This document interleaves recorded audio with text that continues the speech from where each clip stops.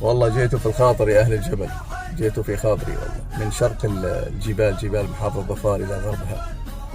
حي الله بساس الأرض، حي الله بقبائل الشحري، وحي الله بقبائل المشايخ صلى ونعم، وحي الله بالحكري، أخوة أعزاء شداء شاوس صناديد الرجال، يا مرحبا وسهلا. حي الله بأهلنا في الريف وفي الجبل.